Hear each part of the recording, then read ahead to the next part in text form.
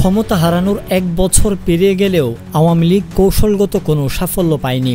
Guerrilla বাহিনী নামানোর প্রয়াস ব্যর্থ হওয়ার পর এবার তারা হিট প্ল্যান 2 নামে নতুন ষড়যন্ত্র হাতে নিয়েছে। বিশ্বাসযোগ্য সূত্রগুলো বলছে, আগামী অক্টোবর ও ডিসেম্বর মাসকে সামনে রেখে আওয়ামী লীগের নিষিদ্ধ শাখা ও পলাতক নেতারা অন্তর্বর্তী সরকারকে অচল করার জন্য সক্রিয় হবে। সাবেক স্বরাষ্ট্রমন্ত্রী আসাদুজ্জামান খান কামাল এই ষড়যন্ত্রের প্রধান সমন্বয়ক।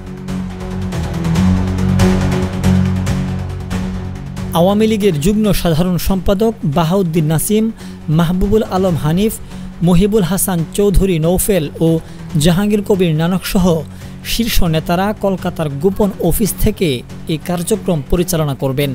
তাদের মূল লক্ষ্য থাকবে আসন্ন জাতীয় সংসদ নির্বাচন ব্যাহত করা, বিএনপির ভারপ্রাপ্ত চেয়ারম্যান তারেক রহমানের দেশে প্রত্যাবর্তনে বাধাগ্রস্ত করা, দেশকে অস্থিতিশীল করে শেখ হাসিনাকে ফের ক্ষমতায় বসানোর কোনো বন্দোবস্ত করা।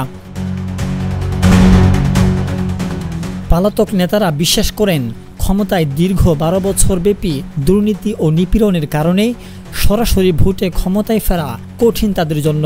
তাই তারা অস্থিরতা সৃষ্টির মাধ্যমে অন্য পথ বেছে নিতে চাইছে।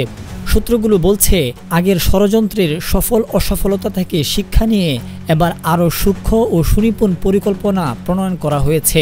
এর মধ্যে রয়েছে গণ অভ্যুত্থানের নেতৃত্বে ফাটল সৃষ্টি, বিভিন্ন রাজনৈতিক গোষ্ঠীর মধ্যে বিভেদ ও প্রতিদ্বন্দ্বিতা বৃদ্ধি, যুবলীগ ও নিষিদ্ধ ছাত্রলীগের কম বিতর্কিত সদস্যদের বিভিন্ন রাজনৈতিক দলে প্রবেশ করানো, প্রশাসনের নীরবতাকে কাজে লাগিয়ে ব্যবসায়ী, সাংবাদিক ও সাংস্কৃতিক ব্যক্তিদের মধ্যকার আওয়ামীপন্থী গোষ্ঠীকে সক্রিয় করে তোলা।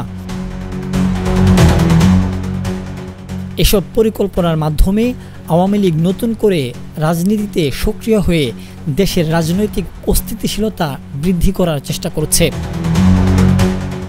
আনোয়ার শাহ, সংবাদ সারাদিন।